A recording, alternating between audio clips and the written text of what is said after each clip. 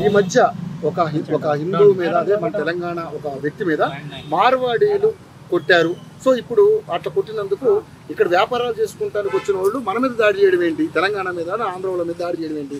So go back Marwadi, go back Rajasthan, ఇది వాళ్ళు మాట్లాడేది. సో దీన్ని ఏ విధంగా చూస్తారు మేడం? ఫస్ట్ ఆఫ్ ఆల్ ఒక వ్యక్తి మార్వాడి అనే ఒక వ్యక్తి ఒక తెలుగు తెలంగాణ వ్యక్తిని కొట్టాడు.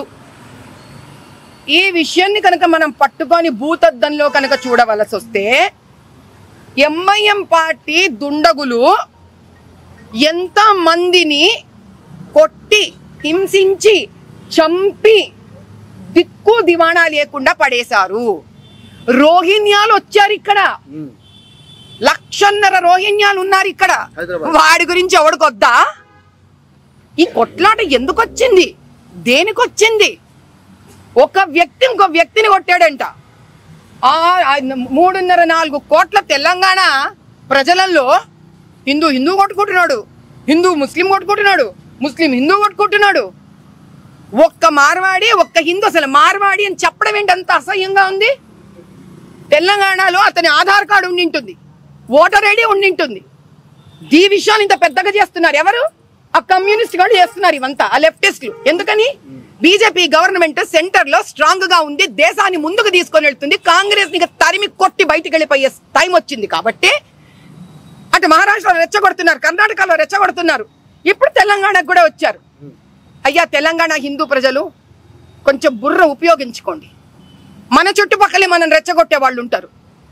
అమ్మవారి గుడిని కూలగొట్టే కాంగ్రెస్ గవర్నమెంట్ ఇది. ఏ కమ్యూనిస్ట్ నోరెత్తుతున్నాడు తెలుసా? ఎవడెత్తట్లేదు.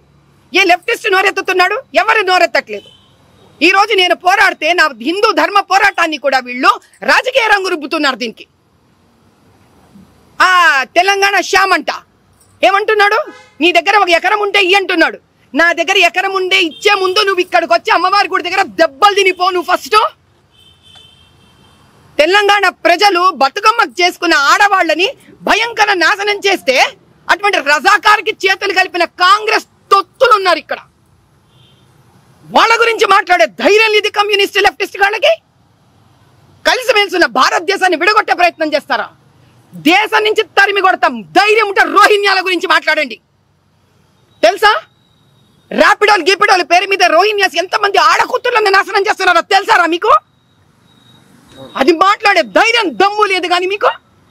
ఈ రోజు పురాణ బస్తీలో హిందువులు కూడా ధైర్యంగా ఉన్నారంటే వీళ్ళతో పార్టీ కలిసి పోరాడుతున్న మార్వాడీల వల్ల కూడా. ఎంతమంది గుజరాతీలు, ఎంతమంది బిహారీలు, ఎంతమంది మార్వాడీలు అక్కడ ఉన్న తెలంగాణ హిందువులతో కలిసి ఉన్నందుకే ఇప్పటికీ చార్మినార్లోని కొన్ని గల్లీలు మనం ధైర్యంగా తిరగలుగుతున్నాం. ఇది తెలుసుకోవడం మీకు తెలీదా? మీకు తెలీదా ఈ నిజాలు? ఆడపిల్లలు కొన్ని గల్లీలు దాటి పోలేరు. బహదూర్పురా వెళ్ళి చూడండి, ఎన్ని ముస్లిమ్స్ ఉన్నారంటే చీకటి అయిన తర్వాత స్ట్రీట్ లైట్స్ ఉండవు ఆడపిల్లలకి వెళ్ళడానికి. ఆ గల్లీలలో తిరగకుండా ఇష్టం వచ్చినట్టు వీళ్ళు వెళ్ళిపోండి వాళ్ళు వెళ్ళిపోండి అని మాట్లాడతారు అందరు కలిసి. ఇది భారతదేశం, ఇది భరతమాత పిల్లలందరం ఇక్కడ కలిసిమెలిసి ఉండాలి, హిందూ ముస్లిం కలిసిమెలిసి ఉండాలి అని చెప్పి మోదీ గారు తపన పడుతుంటే హిందువులు కొట్టుకుంటారయ్యా? ఖబర్దార్, ఇంకెవ్వరైనా ఎప్పుడైనా ఇక్కడ నుంచి హిందువులు కొట్టుకున్నారంటే మీది మాది మనందరి సర్వనాశనం మనమే కోరుకున్నట్టు లెక్క. ఇదే కాంగ్రెస్ కి కావాలి. డివైడ్ అండ్ రూల్ పాలసీ చేస్తున్నారు వాళ్ళు. తెల్లోడు చేశాడు, తెల్లోడి నుంచి అద్దెకు తెచ్చుకున్నాడు ఆయన నెహ్రూ గారు. ఆ వంశమే ఇదంతా. జాగ్రత్తగా ఉండండి. అట్లా చేస్తేనే రాజ్యాలు నిలబడతాయి అనుకుంటున్నారు వాళ్ళు.